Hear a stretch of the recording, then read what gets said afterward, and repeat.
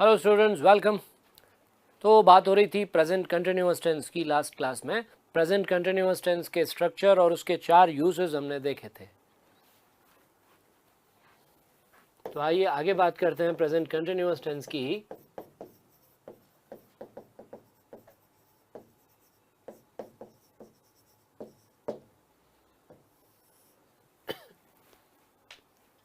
जरा इस सेंटेंस को देखिएगा। These books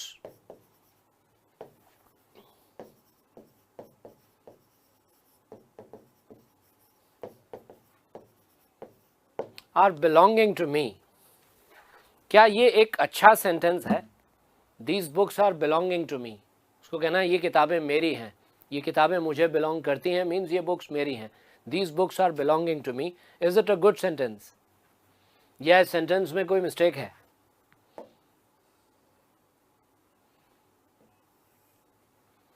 हाँ, ये गलत है, ये एक अच्छा सेंटेंस नहीं है। These books are belonging to me नहीं होना चाहिए, होना चाहिए था These books belong to me। These books belong to me। हाँ, आपको थोड़ा बहुत अगर आप इंग्लिश रीड करते हैं तो ये तो पढ़ते ही हम बता देते हैं कि ये गलत लग रहा है। These books belong to me is okay। Actually क्या होता है, मिस्टेक क्या थी, गलती क्या थी सेंटेंस में? इंग्लिश में कुछ वर्ब्स ऐसी हैं, कुछ वर्ब्स ऐसी हैं। अब इंग्लिश में यूँ देखें तो बहुत सारी वर्ब्स हैं, there are thousands of verbs. तो उन हज़ारों वर्ब्स में से कुछ एक वर्ब्स ऐसी हैं जिन्हें हम कंटिन्यूअस टेंस में यूज़ नहीं करते। ऐसी कुछ वर्ब्स हैं जिनका यूज़ कंटिन्यूअस टेंसेस में नहीं होता। तो वो जो वर्ब्स है ना, नॉन कंटिन्यूअस वर्ब्स कहलाती हैं। क्या कहलाती हैं? Non continuous verbs. तो बिलोंग एक नॉन कंटिन्यूअस वर्ब है, इसलिए बिलोंग का यूज़ कंटिन्यूअस टेंस में नहीं होगा। आर बिलोंगिंग नहीं कहेंगे, उसकी जगह फिर हम सिंपल टेंस यूज़ करेंगे, सिंपल प्रेजेंट टेंस, है ना। तो ये भी एक बहुत इंपॉर्टेंट पॉइंट है, इसको नोट करेंगे। Some verbs are not used in continuous tenses।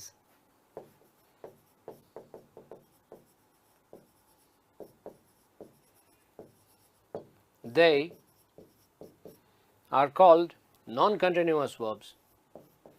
They are called non-continuous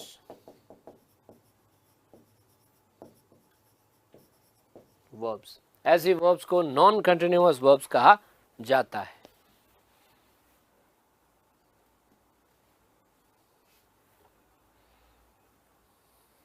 तो belong is one such verb. Belong एक ऐसी वर्ब है, बिलोंग का यूज आप किसी कंटिन्यूअस टेंस में नहीं करते, है ना। अब कंटिन्यूअस टेंस का मतलब वो सारे कंटिन्यूअस टेंस कितने होते हैं? 6। How many continuous tenses are there? There are 6 continuous tenses. तो जब हम कहते हैं कि नॉन कंटिन्यूअस वर्ब का यूज किसी भी कंटिन्यूअस टेंस में नहीं करना है, दैट मीन्स वो जो 6 टेंस हैं उन 6 टेंसेज में नहीं करना है ना। तब ये नॉन कंटिन्यूअस वर्ब्स कौन कौन सी हैं याद रखना होगा। एक छोटी सी लिस्ट बना लेंगे और याद रखेंगे कि ये सारी वर्ब्स नॉन कंटिन्यूअस वर्ब्स हैं। तो let us make a list of non continuous verbs.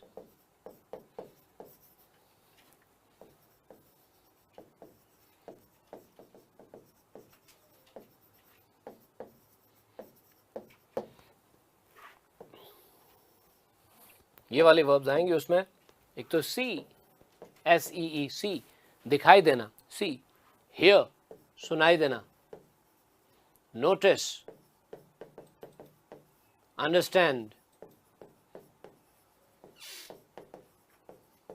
Recognise पहचानना, नो जानना, नो नीड किसी चीज की जरूरत होना, नीड, want, believe, agree सहमत होना, बिलीव करना किसी चीज में विश्वास करना, हाँ किसी के साथ अग्री होना, अग्री करना मतलब उनके साथ सहमत होना, love, hate, like, dislike,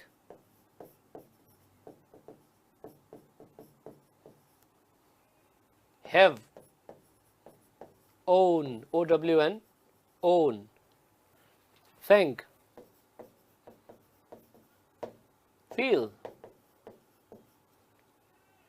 seem, seem means लगना, प्रतीत होना, seem, belong, contain, depend, include, prefer. किसी चीज को प्रेफर करना मीन्स किसी चीज को प्राथमिकता देना। अगर आप किसी चीज को प्रेफर करते हो तो इसका मतलब दूसरी चीजों से ज्यादा आप उसे पसंद करते हो, प्रेफरेंस देते हो, प्राथमिकता देते हो, प्रेफर करते हो। ठीक है, remember, hope,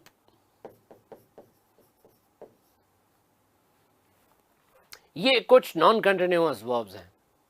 test, smell,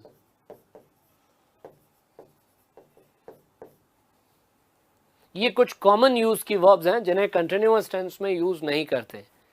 common use की वर्ब्स का मतलब ये हुआ कि इन वर्ब्स का हम बहुत ज़्यादा यूज करते हैं। वैसे तो जनरली हमें ये वर्ब्स यूज करनी होती हैं, लेकिन इन्हें कंटिन्यूअस टेंस में यूज नहीं करते, इसलिए ये कहलाती हैं नॉन कंटिन्यूअस वर्ब्स। शॉर्ट में आप इनको NCVs कह सकते हो, NCV, नॉन कंटिन्यूअस वर्ब। तो ये सारी NCVs हैं, नॉन कंटिन्यूअस वर्ब्स हैं। अब देखो, कोई भी वर्ब नॉन कंटिन्यूअस है, इसका मतलब क्या हुआ? बहुत बार क्या होता है कि हम जो है वो कुछ और मतलब निकाल लेते हैं उसका, पढ़ कुछ और लेते हैं और समझ कुछ और लेते हैं। देखिए, यहाँ हमने ये नहीं कहा कि इन वर्ब्स के पीछे ING का यूज़ नहीं करना है। हमने ये बिल्कुल नहीं लिखा कि इनका ING फॉर्म नहीं हो सकता। वर्ब की फर्स्ट फॉर्म, वर्ब की बेस फॉर्म के साथ जब आप ING का यूज़ करते हो तो वो प्रेजेंट पार्टिसिपल बनता है। क्या बनता है? प्रेजेंट पार्टिसिपल या जेरेंड। ठीक है ना, वर्ब की जो ING फॉर्म होती है उसको दो तरह से यूज किया जाता है, एक तो प्रेजेंट पार्टिसिपल, एक gerund.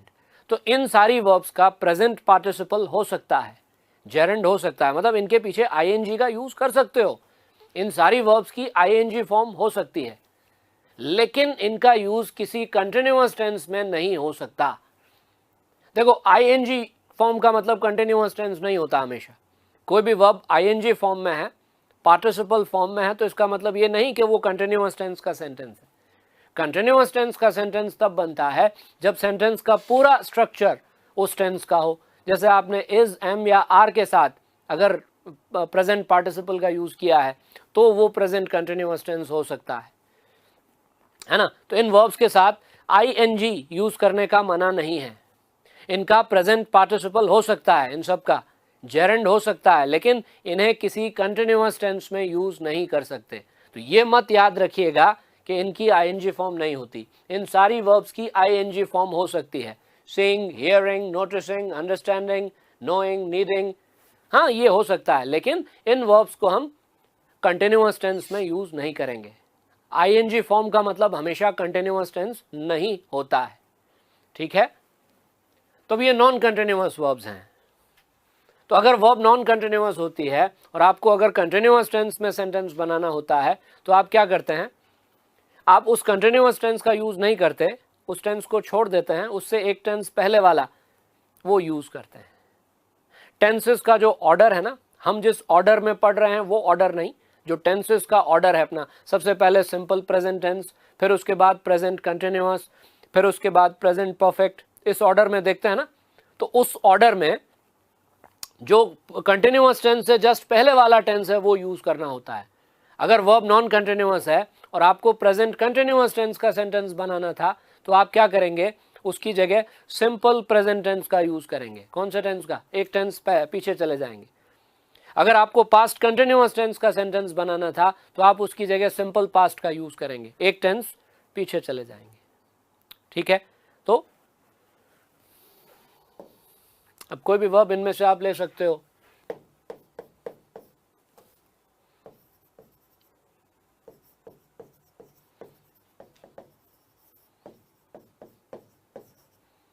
I am knowing all of them very well.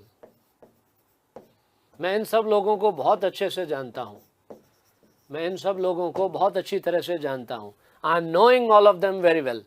अब देखो know, KNOW, know non continuous verb है. Know is a non continuous verb. Know मतलब किसी को जानना. तो नो का यूज आप कंटिन्यूअस टेंस में नहीं करेंगे. तो आपने जो लिखा है ना आई एम नोइंग, ये सही नहीं है. This is wrong, this is incorrect. आप इसको करेक्ट कैसे करेंगे? ऐसे, I know all of them very well. मैं इन सब लोगों को बहुत अच्छी तरह से जानता हूँ. Why? Because know is a non continuous verb. क्योंकि KNOW नो जो है वो एक NCV है, नॉन कंटिन्यूअस वर्ब है.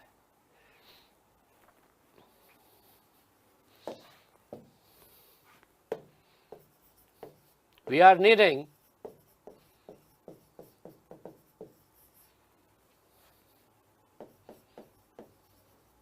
your help. हमें आपकी मदद की ज़रूरत है. We are needing your help नहीं हो सकता. We need your help. We need your help. हमें आपकी हेल्प की ज़रूरत है. We need your help.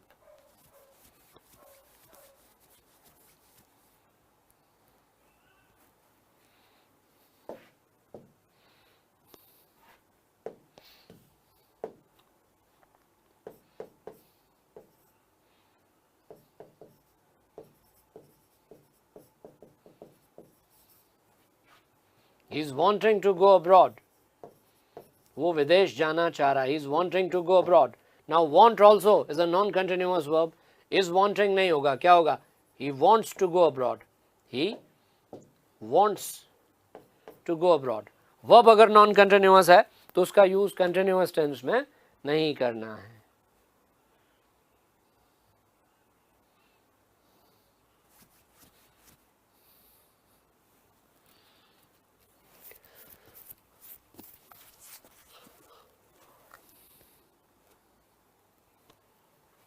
ठीक है. तो ये लिस्ट जो है ये याद रखनी होगी हमें नॉन कंटिन्यूअस वर्ब्स की. कौन कौन सी वर्ब्स नॉन कंटिन्यूअस हैं?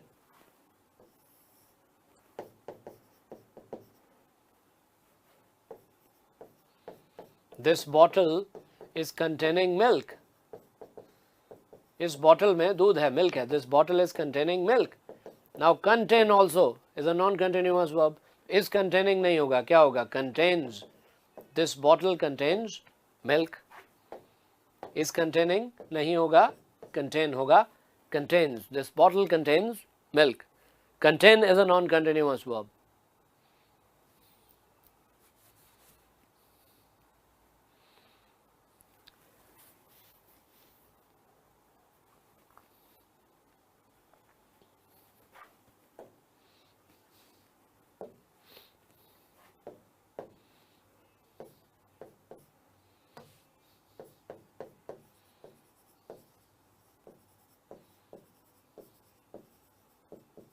I'm remembering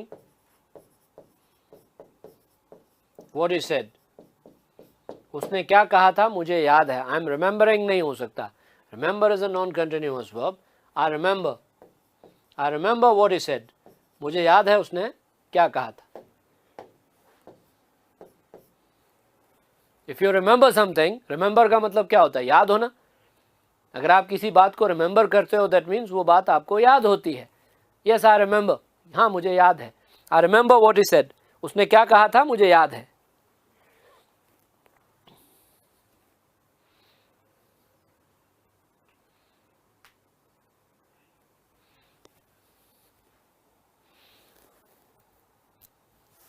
अब इन नॉन कंटिन्यूअस वर्ब्स की लिस्ट को अगर हम वापस देखें तो इस लिस्ट में कुछ वर्ब्स ऐसी हैं जिनके एक से ज़्यादा मीनिंग्स होते हैं. होता है ना इंग्लिश में ऐसे बहुत सारे वर्ड्स हैं. एक वर्ड के 2 या 3 मीनिंग्स हो सकते हैं. तो इस लिस्ट में भी कुछ वर्ब्स ऐसी हैं जिनके 2 या 3 मीनिंग्स होते हैं. जैसे सी है.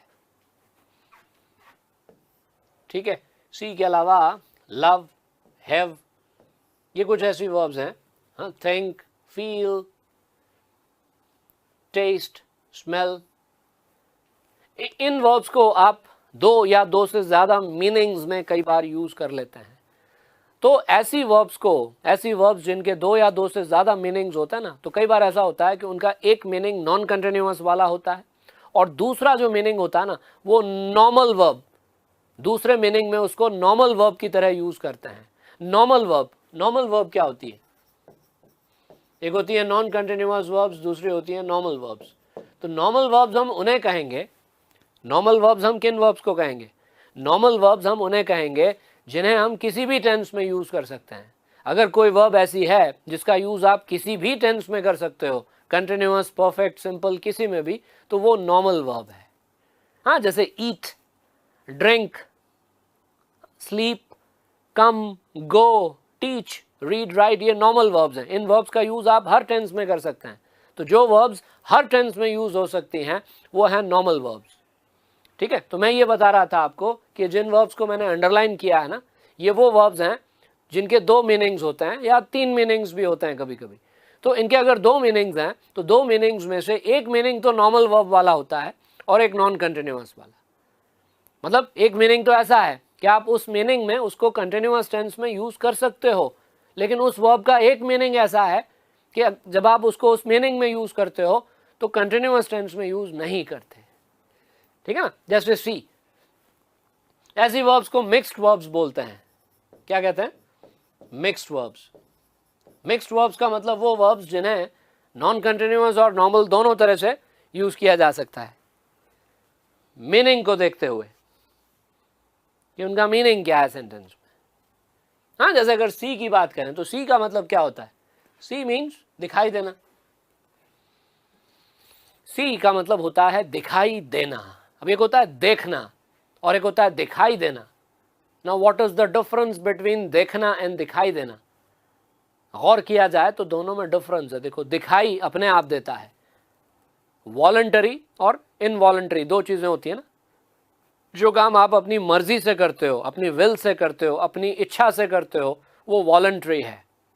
और जो काम जो है वो मतलब आप अपनी इच्छा से नहीं करते, आपके ना चाहते हुए भी हो जाएगा, दैट इज इनवॉलंटरी, है ना। जैसे आपकी आईज अगर ओपन है, आपकी आंखें अगर खुली हैं और रोशनी है पास में, आसपास में, तो जो कुछ भी सामने है वो आपको नजर आएगा, चाहे आप उसको देखना चाहें या नहीं।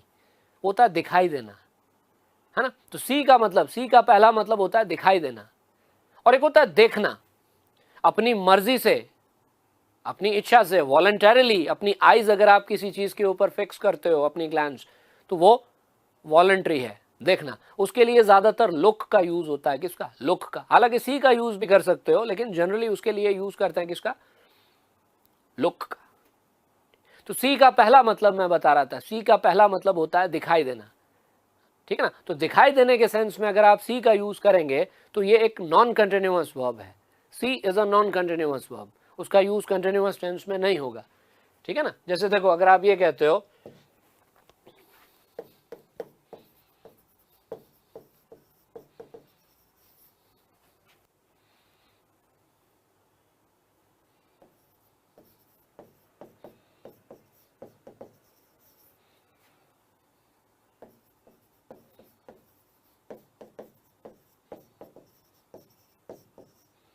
I am seeing a box lying under the table, तो क्या ये सेंटेंस सही है? I am seeing a box lying under the table, do you think that it is a good sentence?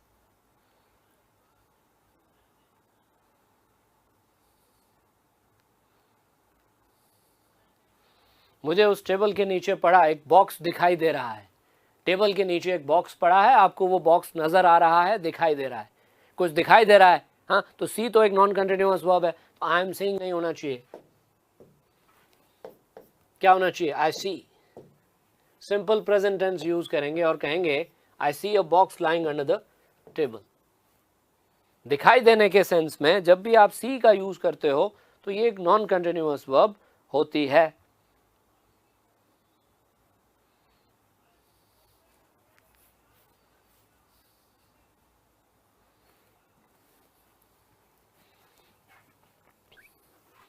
I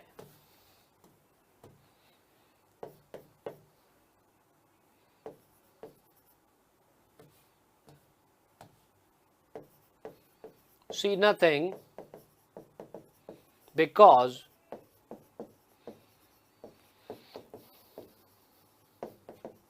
there is no light in the room. मुझे कुछ दिखाई नहीं दे रहा क्योंकि कमरे में बिल्कुल रोशनी नहीं है। कमरे में रोशनी नहीं है तो कुछ नजर नहीं आएगा। आई सी नथिंग, हाँ बिल्कुल सही है, आई सी नथिंग, मुझे कुछ दिखाई नहीं देता। क्यों दिखाई नहीं देता? Because there is no light in the room, क्योंकि रूम में बिल्कुल लाइट नहीं है। तो इस सेंस में जब आप सी का यूज करते हैं ना, ये एक नॉन कंटिन्यूअस वर्ब है, NCV। यहां सी का मतलब क्या है? दिखाई देना।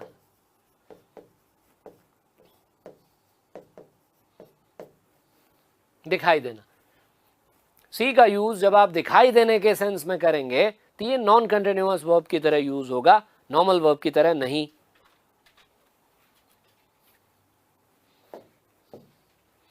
लेकिन अगर आप सी का यूज कुछ इस तरह से करते हो,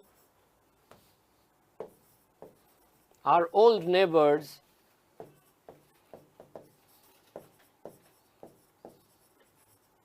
are seeing us tonight. Our old neighbors are seeing us tonight. हमारे पुराने पड़ोसी आज रात को हमसे मिलने आ रहे हैं। यहाँ सी का मतलब दिखाई देने या देखने से नहीं है, यहाँ सी का मतलब किसी से मिलना, VISIT, विजिट करना। जब आप किसी को विजिट करते हो, उनसे मिलने जाते हो, या कोई आपसे मिलने आता है, तो उसके लिए ये वर्ब यूज की जाती है सी। तो सेंटेंस कह रहा है कि our old neighbours are seeing us tonight. इसका मतलब है हमारे पुराने पड़ोसी आज रात को हमसे मिलने आ रहे हैं, है ना। तो ये जो सी है ना, ये एक नॉर्मल वर्ब है। नॉर्मल वर्ब के लिए मैं लिख रहा हूं NV। NV means normal verb. और यहाँ सी का मतलब दिखाई देना नहीं है, यहाँ सी का मतलब है मिलने आना।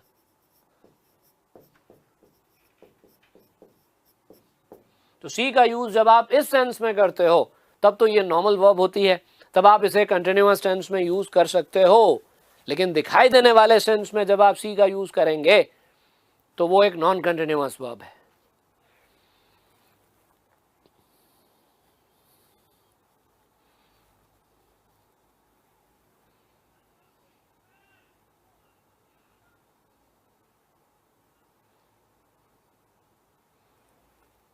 ठीक है, तो इसको याद रखना होगा। अब देखिए सेंटेंस को,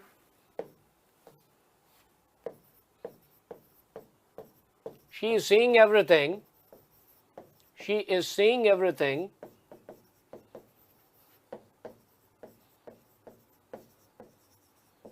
when her eyes are open। इस सेंटेंस में कोई करेक्शन है क्या, मिस्टेक है क्या? आप कह रहे हैं कि जब उसकी आंखें खुली होती हैं तब उसको सब नजर आता है। हर इंसान की जब आंखें खुली होती हैं तब उसको सब कुछ दिखता ही है। तो आप कह रहे हैं कि जब उसकी आईज ओपन होती हैं, when her eyes are open, ये टाइम क्लॉज है, हाँ, शी इज सीइंग एवरीथिंग। तो is it a good sentence? क्या ये अच्छा सेंटेंस है?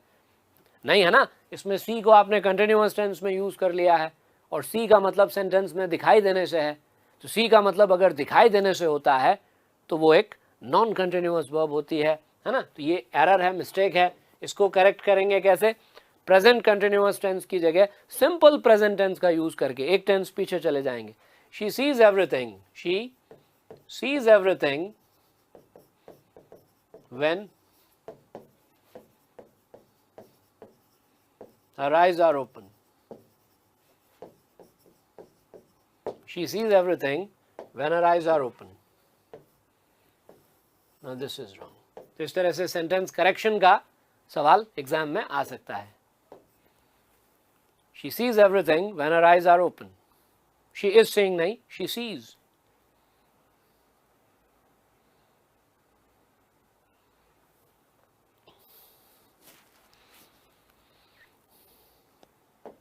सी की तरह इस तरह की कुछ और वर्ब्स भी हैं इस लिस्ट में, जैसे लव है, हैव है। लव का यूज करके देखते हैं। लव, लव तो एक तो फीलिंग बताने वाला वर्ड है, प्रेम करना। Love, I love my country, मैं अपने देश से प्रेम करता हूं।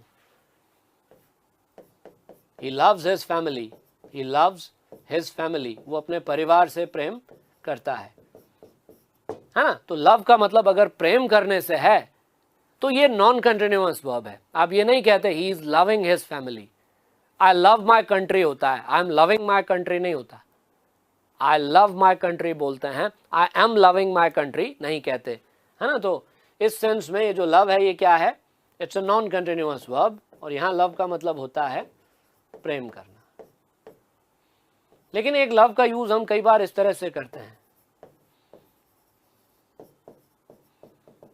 We are loving the food, we are loving the party.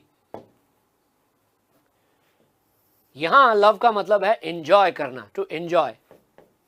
अगर आप खाना खा रहे हैं और खाना बहुत टेस्टी है, स्वादिष्ट है, आप उसको खाकर एंजॉय कर रहे हैं, तो आप कह सकते हैं we are enjoying the food. We are enjoying the food की जगह कहा जा सकता है we are loving the food. तो एक लव का मतलब होता है एंजॉय करना, किसी चीज का आनंद उठाना, किसी चीज का आनंद लेना। आप पार्टी में हैं, पार्टी बहुत अच्छी चल रही है, वहां आपको मजा आ रहा है, तो आप कहेंगे we are loving the party. तो we are loving the party का मतलब we are enjoying the party, हम पार्टी को एंजॉय कर रहे हैं।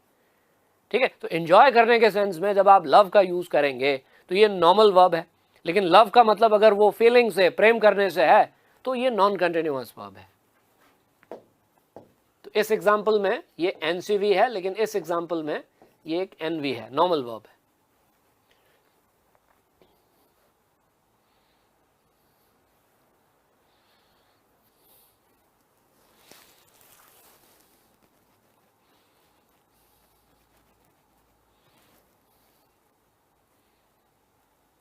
इसी तरह से हैव, HAVE, हैव।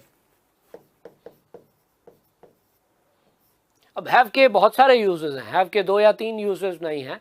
ये एक ऐसी वर्ब है, एक ऐसा वर्ड है जिसके इंग्लिश में कई सारे यूजेस हैं। ज्यादातर हम हैव का यूज करते हैं पोजेशन बताने के लिए। We use this verb to show possession. मेरे पास क्या है, आपके पास क्या है। मेरे पास कोई चीज अगर है, मेरे पास अगर कुछ पैसे हैं तो मैं कहूंगा आई हैव सम मनी। हाँ, मेरे पास अगर एक बैग है तो मैं कहूंगा आई हैव अ बैग। मेरे पास एक कार है तो मैं कहूंगा आई हैव अ कार। तो जो पोजेशन है हमारा, पोजेशन बताने के लिए जब हम हैव का यूज करते हैं ना, तो ये नॉन कंटिन्यूअस वर्ब होती है। क्या होती है? Non continuous verb. अगर आप ये कहते हो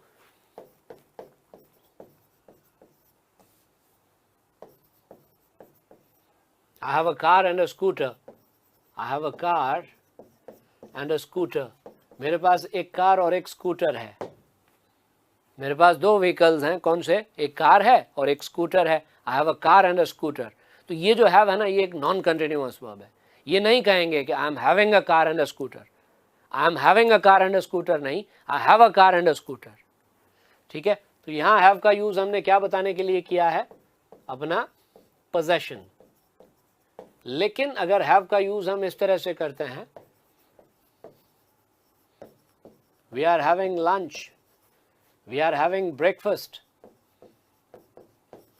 हम ब्रेकफास्ट कर रहे हैं। एक हैव का यूज है ना, खाने पीने के लिए होता है, ईट और ड्रिंक की जगह। ईट और ड्रिंक जैसे वर्ब्स का यूज ना करके आप कई बार हैव का यूज करते हो। We are eating breakfast, we are taking breakfast, उसकी जगह बोला जाता है वी आर हैविंग ब्रेकफास्ट, है ना। तो यहां हैव का मतलब है टू ईट, यहां हैव मीन्स टू ईट। तो हैव का मतलब अगर ईट के सेंस में करोगे तब तो ये नॉर्मल वर्ब है, इसे कंटिन्यूअस टेंस में यूज किया जा सकता है। लेकिन हैव से जब अपना पोजेशन बताएंगे कि भाई हमारे पास कोई चीज है, तब हम उसे कंटिन्यूअस टेंस में यूज नहीं करेंगे, तब वो नॉन कंटिन्यूअस वर्ब है।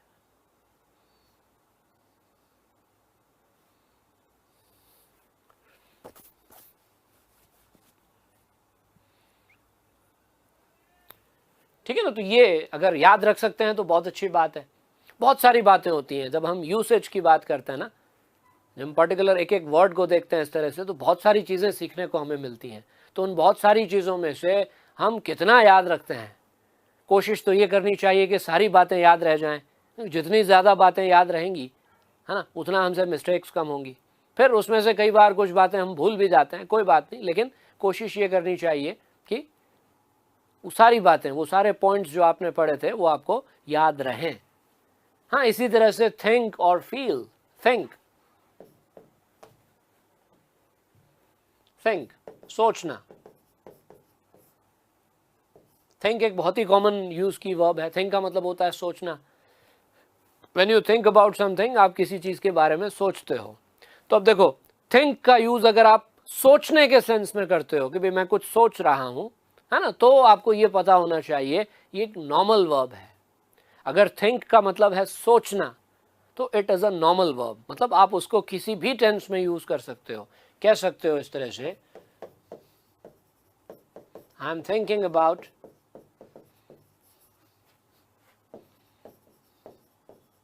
माई पेरेंट्स, मैं अपने माता पिता के बारे में सोच रहा हूँ. आई am thinking about my parents.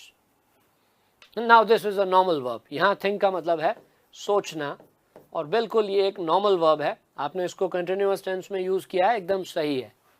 ठीक है, इसमें कोई प्रॉब्लम, कोई मिस्टेक नहीं है. It is a normal verb. When think means सोचना. जब थिंक का मतलब होता है सोचना, तब ये एक नॉर्मल वर्ब होती है. उसे हम किसी भी टेंस में यूज कर सकते हैं, चाहे जिस टेंस में. लेकिन थिंक का एक मतलब और होता है. कभी कभी थिंक इस वर्ब का यूज हम करते हैं अपनी राय देने के लिए. हम कैसा महसूस करते हैं, हमें क्या लगता है, हमारी राय क्या है, ये बताने के लिए. बोलता ना, मुझे लगता है ये सही नहीं है. कभी कभी आप किसी चीज को देख करके अपनी राय बना लेते हो, आपको लगता है ये ठीक नहीं है, तो आप बोलते हैं ना, I think it is not right, I think it is wrong, मुझे लगता है ये गलत है, I think it is wrong. I think it is wrong में आप उस चीज को लेकर अपनी राय बता रहे हो, अपना ओपिनियन एक्सप्रेस कर रहे हो कि आपको क्या लगता है. किसी और को वो सही लगता होगा, लेकिन आपको गलत लगता है, तो आप कहते हैं I think it is wrong, मतलब मेरी राय में ये गलत है ना. तो I think it is wrong. ये जो थिंक है ना, यहां थिंक का मतलब है अपनी राय देना, अपनी राय बताना. अपनी राय बताने के लिए आपने थिंक का यूज किया है. लगना, मुझे क्या लगता है, ये एक नॉन कंटिन्यूअस वर्ब है. तो ये ध्यान रखिएगा, एक ये बहुत काम की वर्ब है, आपको बहुत ज़्यादा यूज़ करनी पड़ सकती है. कभी कभी आप अपना ओपिनियन एक्सप्रेस करते हो अगर कहीं पर, ठीक है, तो ओपिनियन एक्सप्रेस करने के लिए अगर आप थिंक का यूज़ कर रहे हैं, तो इसको कंटिन्यूअस फॉर्म में यूज़ नहीं करेंगे. सोचने के लिए थिंक का यूज़ कर रहे हैं कि मैं ये सोच रहा हूँ, तब आप कह सकते हैं आई एम थिंकिंग. लेकिन जब आप अपनी राय दे रहे हो, तो आई एम थिंकिंग नहीं, I think you are right. किसी की बात सुनकर आपको लगता है ना कि ये सही बोल रहा है, तो आप कहते हैं मुझे लगता है आप सही कह रहे हो, तो I think you are right. I am thinking you are right नहीं, क्या बोलते हैं, I think you are right.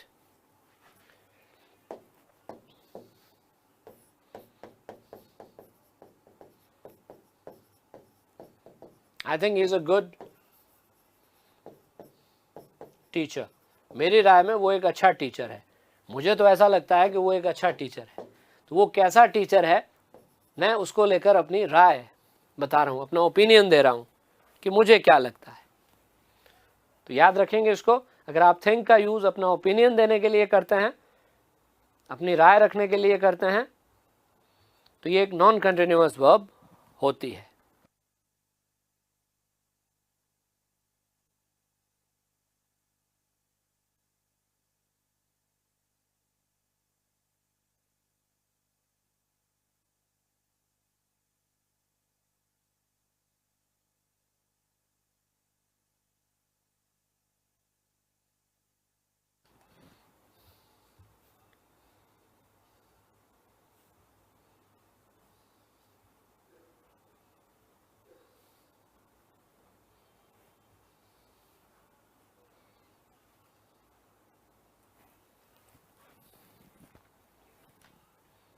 ठीक है, तो बहुत सारे एग्जांपल्स थिंक के लिए जा सकते हैं. थिंक की तरह है फील, FEEL, फील. फील का एक मतलब होता है महसूस करना. आप कैसा महसूस कर रहे हो. किसी की तबीयत अच्छी नहीं होती तो वो क्या कहता है, I am not feeling well. I am not feeling well means मेरी तबीयत ठीक नहीं है, मैं अच्छा महसूस नहीं कर रहा हूँ. जब उसकी तबीयत ठीक होने लगती है, उससे पूछा जाता है अब कैसा लग रहा है, तो कहता है I am feeling better now. I am feeling better now का मतलब मैं अब बेहतर महसूस कर रहा हूँ. तो यहाँ फील का मतलब है कुछ महसूस करना. तो अगर फील का यूज आप महसूस करने के लिए करते हैं, तब तो ये नॉर्मल वर्ब है. आप इसको कंटिन्यूअस टेंस में यूज कर सकते हैं, I am feeling better now. लेकिन एक फील का यूज हम कई बार करते हैं थिंक की तरह, अपना ओपिनियन शेयर करने के लिए, अपनी राय रखने के लिए.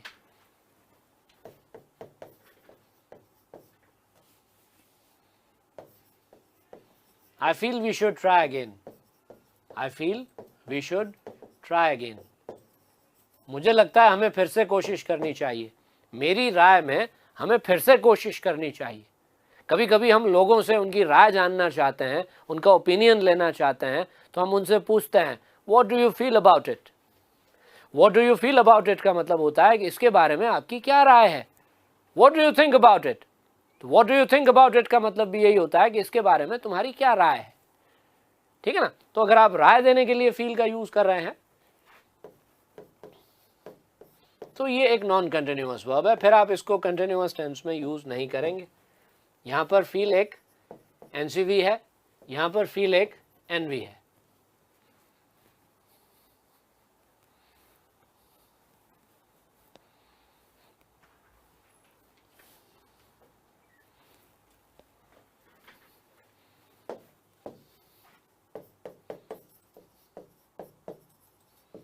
I feel we should wait for some more time.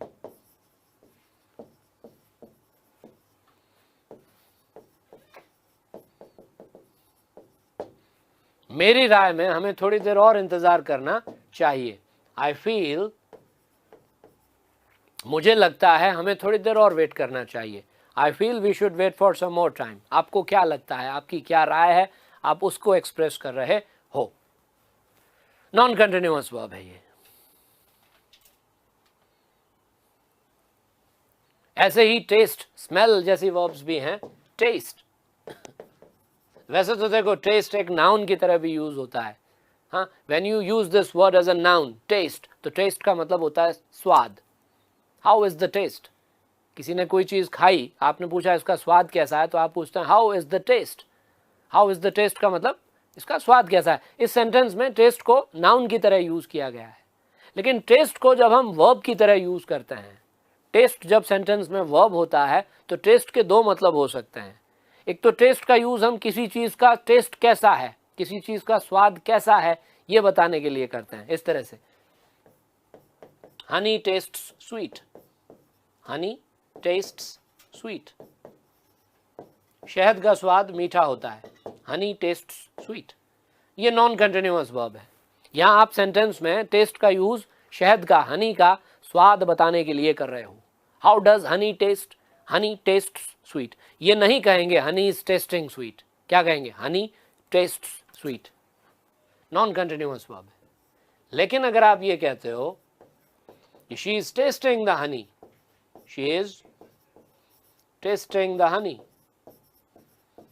वो उस शहद को चख रही है, चखना, तब ये एक नॉर्मल वर्ब हो सकती है। समझ में आ रहा है डिफरेंस। टेस्ट का मतलब अगर किसी चीज का टेस्ट कैसा है ये बताने के लिए अगर हम टेस्ट का यूज करते हैं तब तो ये नॉन कंटिन्यूअस वर्ब है। टेस्ट का यूज अगर हम चखने के सेंस में करते हैं, वॉलंटरी एक्शन बताने के लिए करते हैं, तो ये नॉर्मल वर्ब है। तो दूसरे वाले एग्जाम्पल में टेस्ट का मतलब है चखना, और पहले वाले एग्जाम्पल में टेस्ट का मतलब है किसी चीज का स्वाद। Honey taste sweet, she is tasting the Honey.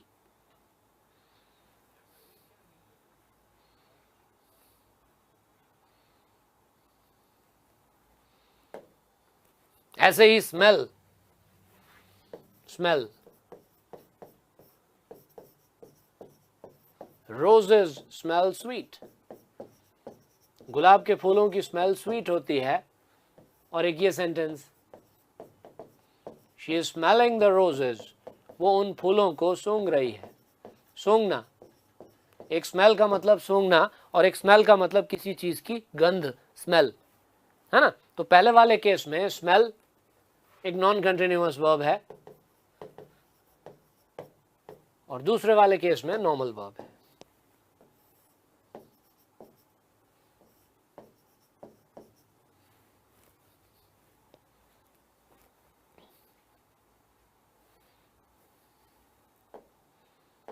एक बार वापस देख लीजिए इनको,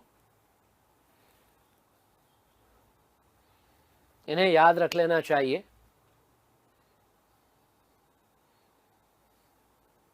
क्वेश्चन कहीं से भी कैसा भी आ सकता है।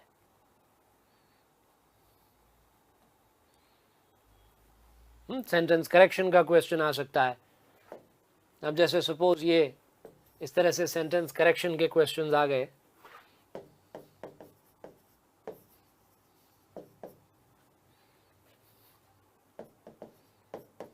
The food is tasting awesome.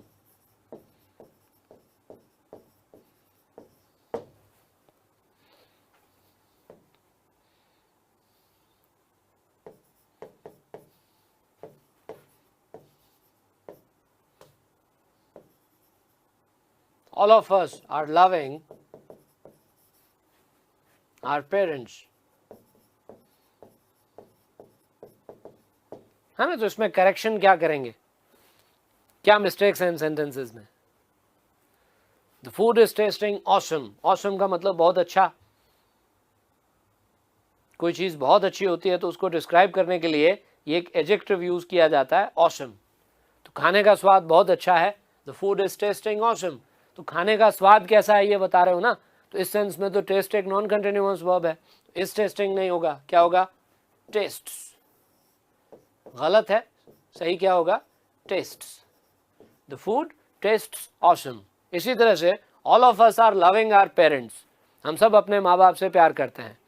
तो लव, प्यार करना, लव का मतलब अगर प्यार करने से है तो नॉन कंटिन्यूअस वर्ब है ये, आर लविंग नहीं होगा, love. All of us love our parents. तो इस तरह से सेंटेंस करेक्शन के क्वेश्चंस पूछे जा सकते हैं।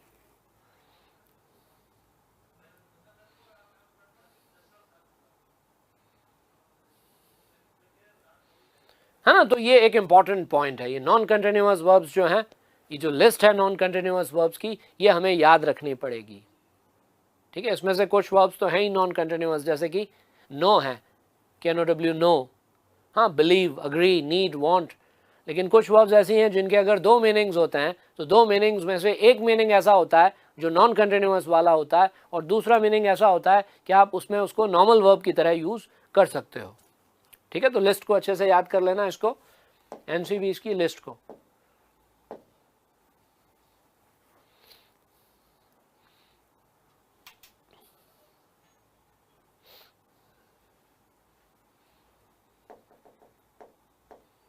तो इसके साथ प्रेजेंट कंटिन्यूअस टेंस हमारा कंप्लीट हो जाता है। अब हम बात करेंगे पास्ट कंटिन्यूअस टेंस की।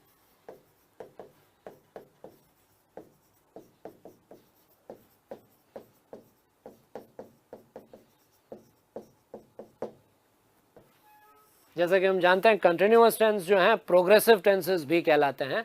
तो पास्ट कंटिन्यूअस को पास्ट प्रोग्रेसिव भी कहा जा सकता है। आप इसे पास्ट कंटिन्यूअस टेंस कहें या आप इसे पास्ट प्रोग्रेसिव टेंस कहें, it is one and the same thing, एक ही बात है। ठीक है, सबसे पहले पास्ट कंटिन्यूअस टेंस का स्ट्रक्चर क्या होता है उसको देखते हैं। स्ट्रक्चर ये होता है इसका, सब्जेक्ट के साथ वॉज या वर, उसके बाद में प्रेजेंट पार्टिसिपल, वर्ब की फर्स्ट फॉर्म के साथ ING, इसको तो प्रेजेंट पार्टिसिपल ही कहेंगे, चाहे इसे प्रेजेंट कंटिन्यूअस में यूज करो या इसे पास्ट कंटिन्यूअस में। वर्ब की ये जो ING फॉर्म है इसको प्रेजेंट पार्टिसिपल कहते हैं। साथ में आपने वॉज वर का यूज कर लिया, वॉज वर के साथ प्रेजेंट पार्टिसिपल और फिर ऑब्जेक्ट। नेगेटिव सेंटेंस बनाना है तो सिर्फ नॉट का यूज करना है और कुछ नहीं। वॉज वर के बाद नॉट, नॉट के बाद में प्रेजेंट पार्टिसिपल, उसके बाद में ऑब्जेक्ट। इंट्रोगेटिव सेंटेंस बनाना है, वॉज वर को आगे ले लेंगे, उसके बाद सब्जेक्ट, उसके बाद में present participle, object, question mark.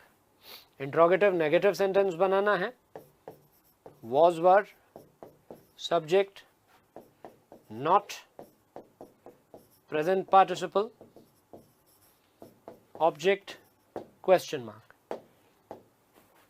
Affirmative, negative, interrogative और ये इंट्रोगेटिव नेगेटिव।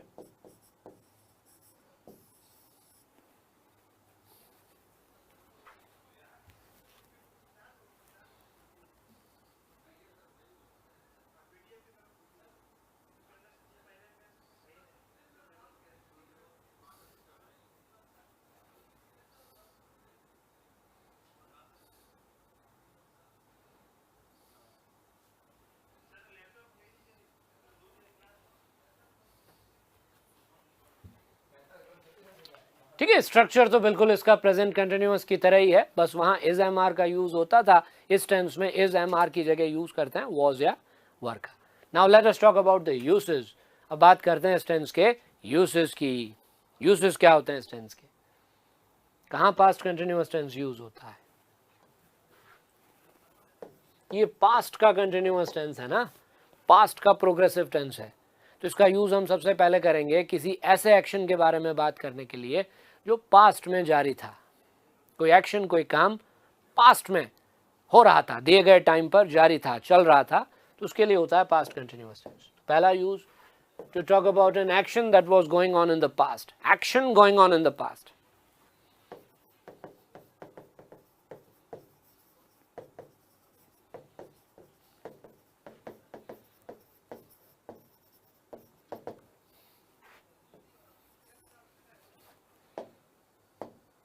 एडवर्बियल्स यूज कर सकते हो सेंटेंस में इस तरह के, at that time, at that time, at this time yesterday, at this time yesterday, at 6 p.m. yesterday, at 2 p.m. yesterday,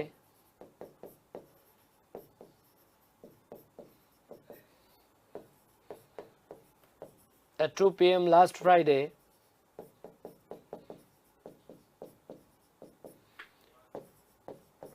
ये कुछ एडवर्बियल्स हैं जिन्हें पास्ट कंटिन्यूअस टेंस के साथ यूज किया जा सकता है।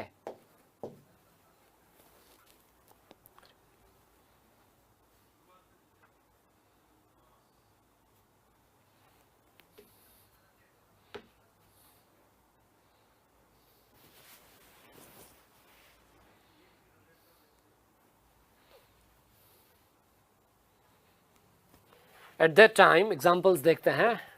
Eight that time, present continuous tense में हमने यूज किया था एट दिस टाइम का।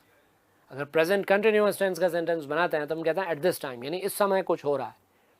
ठीक है, पास्ट कंटिन्यूअस में अगर आपको एट दिस टाइम का यूज करना है तो साथ में फिर या तो येस्टरडे का यूज करना पड़ेगा या that day, eight this time that day, eight this time yesterday, eight this time last Friday, पिछले फ्राइडे को इस समय, कल इस समय, इस तरह से। ठीक है, तो एट दैट टाइम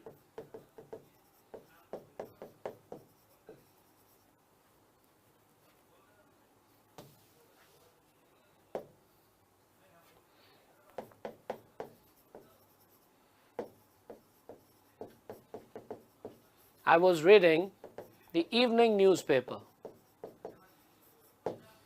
उस समय मैं शाम का अखबार पढ़ रहा था। जिस समय की ये बात है उस वक्त मेरा न्यूज़पेपर पढ़ने का जो काम है वो जारी था। I was reading the evening newspaper at that time. At that time I was reading the evening newspaper. At this time yesterday, at this time yesterday, we were having lunch at a restaurant. We were having lunch at a restaurant. कल इस समय हम किसी restaurant में lunch कर रहे थे। कल इस समय की बात है, इस वक्त हमारा लंच करने का काम जारी था। लंच कहाँ कर रहे थे हम? किसी रेस्टोरेंट में। At this time yesterday, we were having lunch at a restaurant.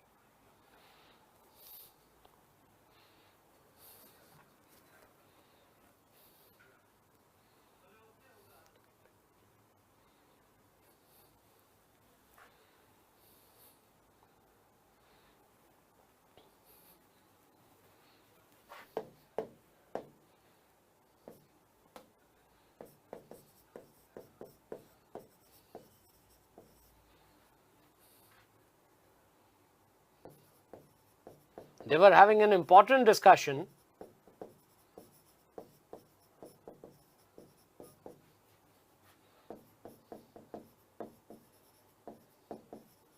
at that time. उस वक्त उनके बीच में कोई इंपॉर्टेंट डिस्कशन हो रहा था। जिस वक्त की बात है उस वक्त वो लोग एक इंपॉर्टेंट डिस्कशन कर रहे थे। They were having an important discussion at that time.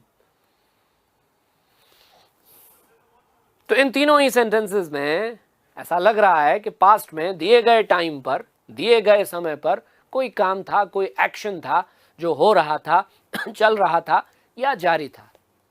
लेकिन एक और बात, हम किसी एक एक्शन की ही बात कर रहे हैं, मतलब कोई एक काम, कोई एक चीज थी जो पास्ट में उस टाइम पर जारी थी, हो रही थी, चल रही थी। अब हम बात करेंगे इस टेंस के सेकंड यूज की। इस टेंस का जो सेकंड यूज है वो ज्यादा इंपॉर्टेंट है। The second use of this tense is more important. Second use क्या कहता है?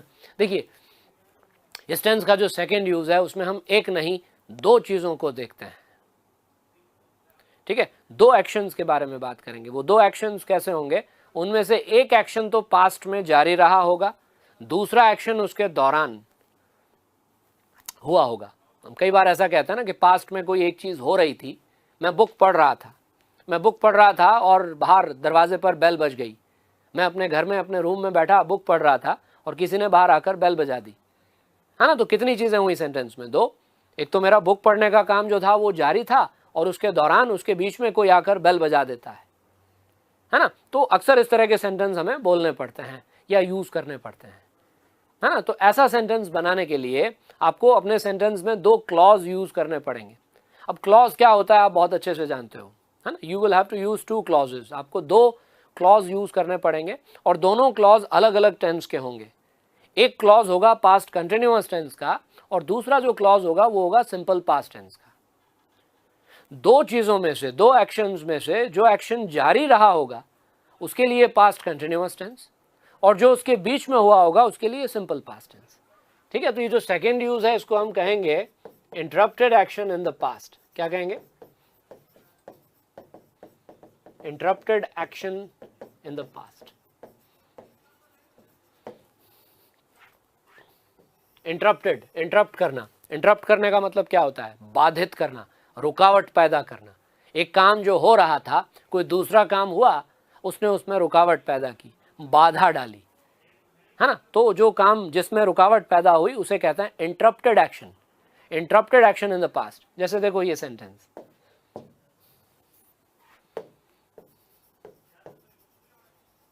वी वर हैविंग लंच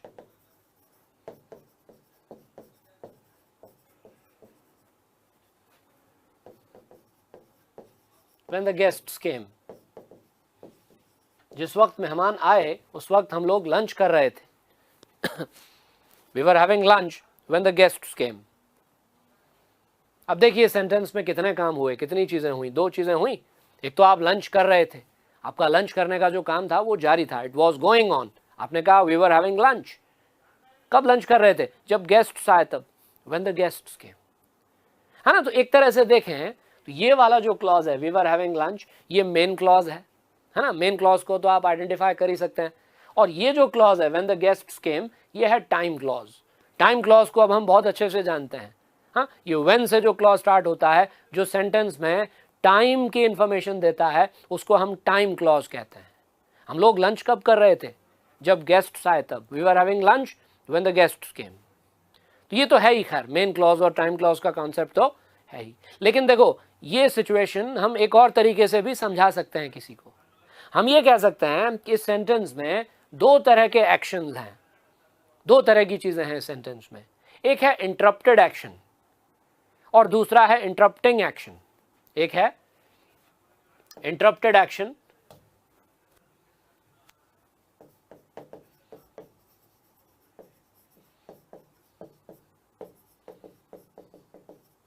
और दूसरा है इंटरप्टिंग एक्शन।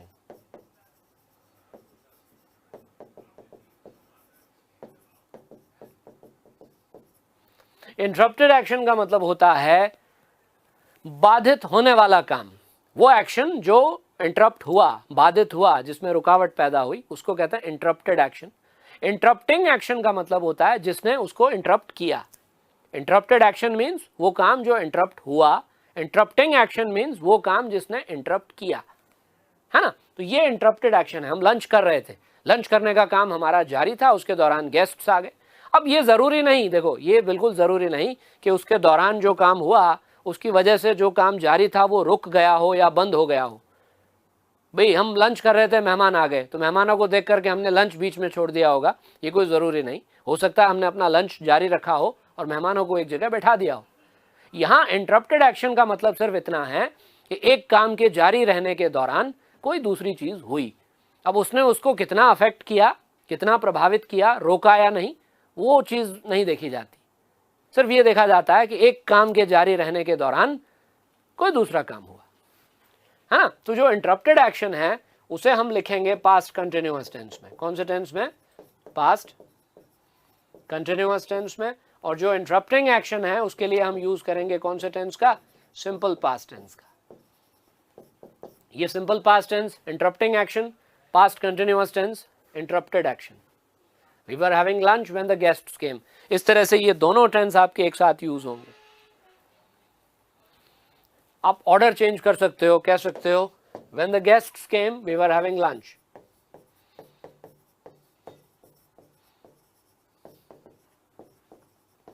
कॉमा लगाना पड़ेगा, टाइम क्लॉज पहले लिखोगे, कॉमा का यूज करना होगा।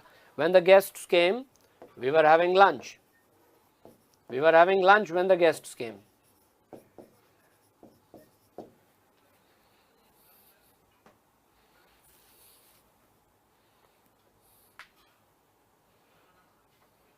इससे कोई फर्क नहीं पड़ता। आपको ये कॉम्बिनेशन याद रखना है कि कौन से दो टेंस एक साथ यूज हो रहे हैं, पास्ट कंटिन्यूअस और सिंपल पास्ट। जो एक्शन जारी था, जो एक्शन प्रोग्रेस में था, उसके लिए पास्ट कंटिन्यूअस, जो उसके दौरान हुआ उसके लिए सिंपल पास्ट।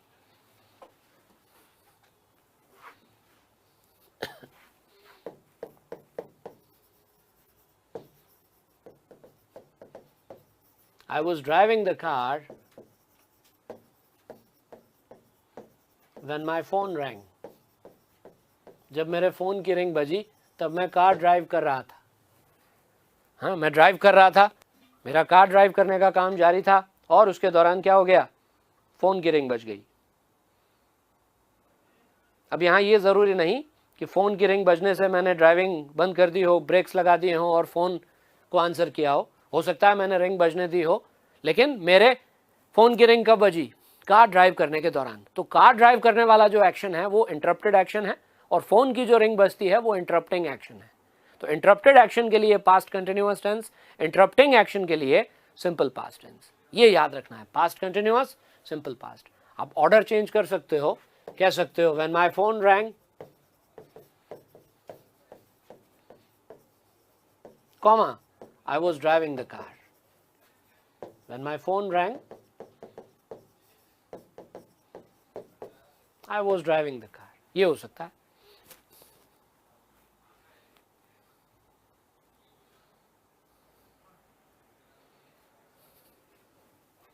It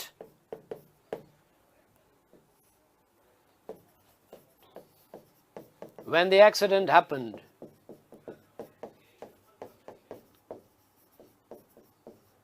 अब सपोज इस तरह से क्वेश्चन आ जाए एग्जाम में, ब्रैकेट्स में आपको वर्ब दे देते हैं रेन, रेन। अब ब्लैंक स्पेस में आपको ये वर्ब उसके करेक्ट फॉर्म में यूज करनी है। आपको सोचना है, इमेजिन करना है कि रेन को किस टेंस में यूज करें कि मीनिंगफुल सेंटेंस बन जाए। जिस वक्त एक्सीडेंट हुआ, जनरली आमतौर पर क्या होता है, बारिश के दौरान एक्सीडेंट्स होते हैं, तो ये एक बहुत अच्छा सेंटेंस बनेगा कि जिस समय वो दुर्घटना हुई, जिस वक्त वो एक्सीडेंट हुआ उस वक्त बारिश हो रही थी, है ना। तो आप ये इंटरप्टेड एक्शन वाली सिचुएशन पर सेंटेंस बना सकते हो, it was raining when the accident happened. अब एग्जैक्टली ये इंटरप्टेड एक्शन, मैंने बताया ना आपको, इंटरप्टेड एक्शन का ये मतलब नहीं कि उसके होने से वो काम रुक जाए। यहाँ इसको इंटरप्टेड एक्शन हमने सिर्फ इसलिए कहा है, ये बताने के लिए कि एक चीज के जारी रहने के दौरान दूसरी चीज हुई। बारिश के जारी रहने के दौरान एक्सीडेंट हुआ, है ना। तो एक बहुत ही मीनिंगफुल सेंटेंस बनेगा अगर आप कहेंगे it was raining, it was raining when the accident happened. When the accident happened, it was raining.